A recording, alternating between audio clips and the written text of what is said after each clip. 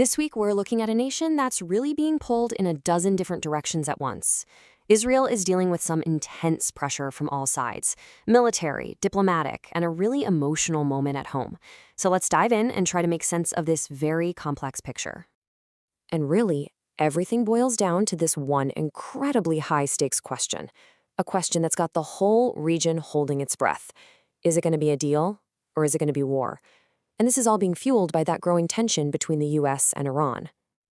All right, first up, the superpower standoff.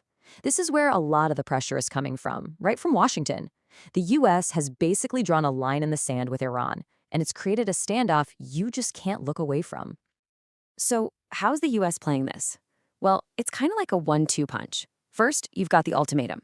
President Trump confirmed they've given Tehran a direct, non-public deadline to make a nuclear deal. But at the same time, they're flexing some serious muscle. We're talking a huge US naval armada in the region, including a destroyer parked right in Eilat. The message couldn't be clearer. Take the deal, or you'll have to face what they're calling a credible threat. Okay, so that's the American play. But what does it all look like from an Israeli point of view? For that, we're going to bring in an expert's analysis. This is from Dr. Mordechai Kedar over at Bar Ilan University. And this quote, it really hits the nail on the head when it comes to a major concern. Dr. Kedar's point is that, a deal on missiles or nuclear programs is one thing, but the real problem from this perspective is the regime itself. The thinking goes, as long as the current leadership is in power, they'll just try to rearm down the line. So it's not just about the weapons, right? It's about who's got their finger on the button. Now, the pressure isn't all military might. It's also happening in the world of diplomacy. And right now, things are getting pretty heated on that front, especially with South Africa. And wow, did this escalate quickly. On a Friday, South Africa tells Israel's top diplomat, you've got 72 hours to get out. Israel's response? They did the exact same thing to South Africa's senior rep. It's this super fast tit-for-tat move. And you have to remember, all of this is going down while South Africa has a genocide case against Israel at the ICJ. So yeah, you could say relations are strained. Okay. Let's zoom in on the Gaza border, because this is where the pressure is probably the most intense. It's a place of total contradictions. On one hand, you have these glimmers of peace, but on the other, it can explode into violence in a heartbeat. It's a really fragile situation. So you see something that looks like good news, right? The Rafa crossing reopens. That sounds great. But when you dig into the details, well, it's not that simple. It's only for people on foot, and every single person needs to be cleared by Israeli security beforehand. Plus, it's all being coordinated with Egypt and an EU mission. It's like they're dipping a toe in the water, not jumping in. A very, very cautious step. And then, this number hits. 32. That's how many Palestinians were reportedly killed in Israeli airstrikes just over the weekend. And this is happening at the very same time they're reopening that crossing. It just completely shatters any idea of a stable peace. Now, from the IDF's perspective, they're saying these strikes didn't come out of nowhere. They stated it was a direct response to a ceasefire violation, that they saw 8 gunmen coming out of a Hamas tunnel. It just goes to show you how one incident can cause the whole situation to flare up, just like that. So with all of this going on, all this external pressure, something really profound was happening inside the country. It felt like a collective moment, like the entire nation just paused and finally exhaled.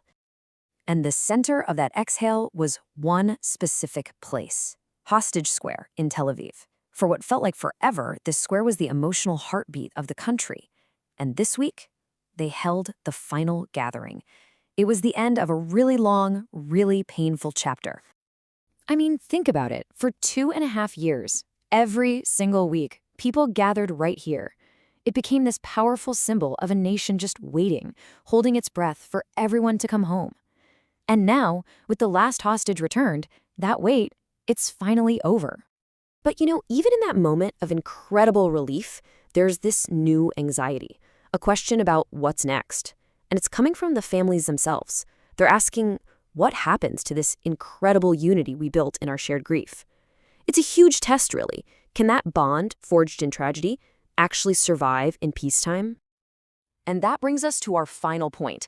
And honestly, it might be the biggest contradiction of all. It's this incredible story of a nation dealing with this deep collective grief, while at the exact same time creating something that could literally change the world. So, on one hand, you have a story that's ending. This whole era of waiting, of uncertainty and pain, it's coming to a close. Hostage Square goes quiet, the country takes a breath. And then, at the very same moment, bam, this happens. $1.66 billion. To put that in perspective, that is the price tag on the biggest acquisition Apple has ever made. And the company they bought? An Israeli startup. So what is this tech that's worth so much? It's called silent speech. Get this, it's an AI that can basically read your mind. Okay, not really, but it's close. It reads the tiny micro movements in your face to figure out what you want to do, without you ever saying a word. Imagine just thinking about opening an app and your phone does it. It's a revolutionary idea from a startup called QAI, and it could totally change how we use, well, everything. It's just this massive vote of confidence in Israeli tech happening in the middle of this week of such intense emotion and uncertainty. So that leaves us with a huge question, doesn't it? On one side, you have a nation navigating crisis after crisis, military, diplomatic, emotional. But on the other, at the exact same time, it's creating the future. So which one is it? Crisis or creation? Which of those two powerful forces is going to define what happens next?